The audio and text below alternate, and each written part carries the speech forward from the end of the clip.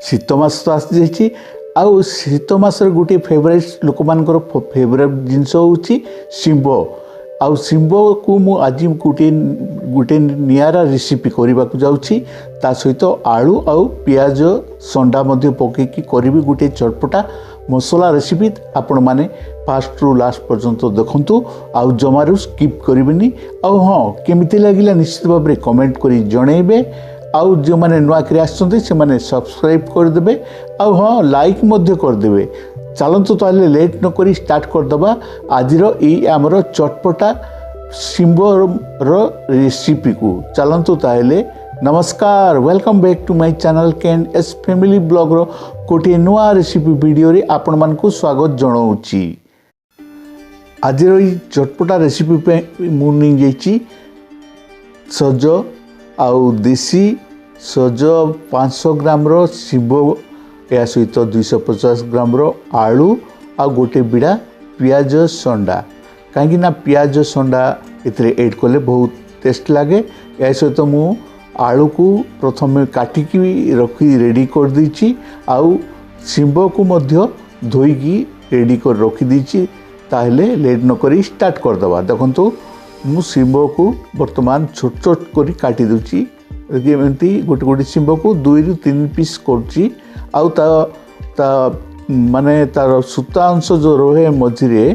से शिंबर ताको मु प्रथम काढ़ी देथिली आउ पानी रे धोईकी रेडी करी रखी देथिली। वर्तमान मु काटी दूची ताकू देखंतु एमती छोट छोट कर मु काटीची आउ फ्रेश देसी शिंब एटा आउ एई शिंब को ओडिसा रो केतक स्थान रे झटा मध्य कही थांती आउ देखंतु मु वर्तमान एथिरे मु ऐड करबा पई मु काटी दूची पियाज संडा बा स्प्रिंग ऑनियन को छोट छोट करी माने 1 इंच साइज रो छोट छोट करी मु काटी दूची पियाज संडा को। देखंतु आउ पियाज संडा फूल मध्य एथिरे ऐड कर दूची एटा पड़ले बहुत टेस्ट लगे। तापर देखंतु एपटे कौन कलना कटा सरिबा परे गोटे जगार मु चिना बादाम नहींची। देखंतु चिना बादाम 150 ग्राम रो ताको मु गोटे फ्राई पैन रे फ्राई कर देली। फ्राई कला परे मु ताको फ्राई हला परे मु ताको काढ़ी की गोटे जगार रखी दूची कहीं ना आयरा चुपा छड़ा जीवो। 10 मिनट गला परे ठंडा ही गला परे देखंतु मु गोटे कुला साहाय्य रे ताको मु प्रेस कर दूची। प्रेस करके ता चुपा छोड़े दूची कहीं ना ठंडा हला परे ही चुपा छोड़ा जीवो। देखंतु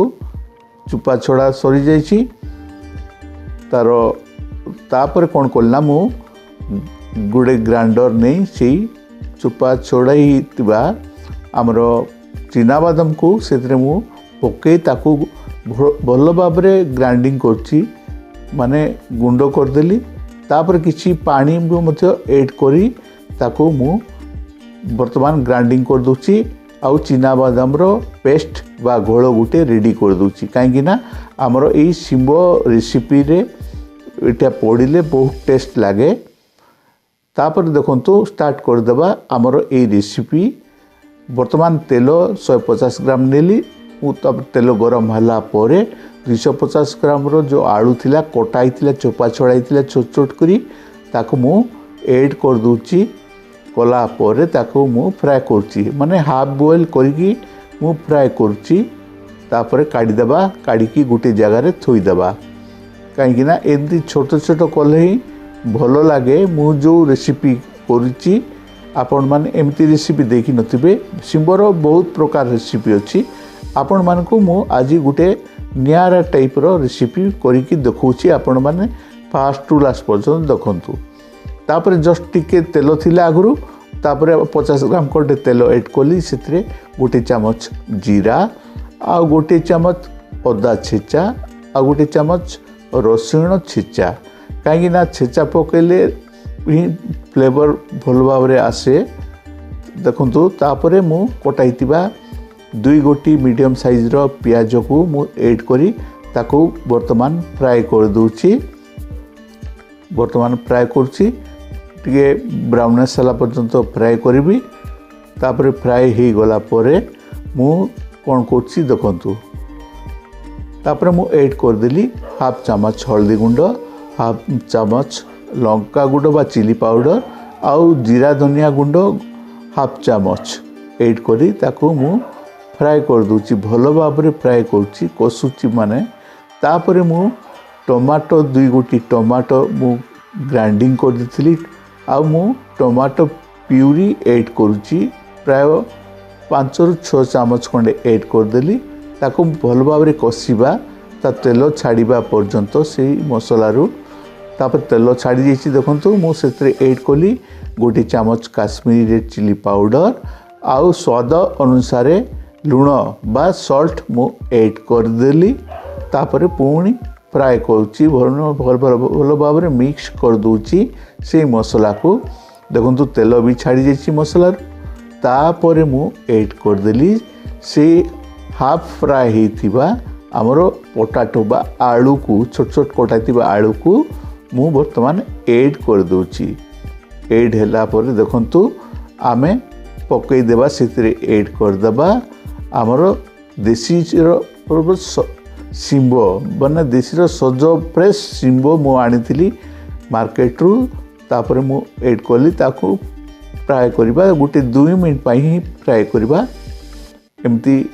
टिके जस्ट फ्राए कले तार जो मसला अंश से सिंबो भीतर को जीव तापर 2 मिनिट पई आमे कवर कर रखीदेबा कवर तापर पुणी कवर काढ़ला परे देखंतु पुणी जस्ट टिके मिक्स करबा माने फ्राए कर देबा देखंतु माने तार मसला अंश जंती सिंबो रे जाए तापर देखंतु मु कोन करछि आमर पियाज संडा बा स्प्रिंग अनियन रखी कटा होता स्प्रिंग अनियन को मु ऐड करदेली ताकू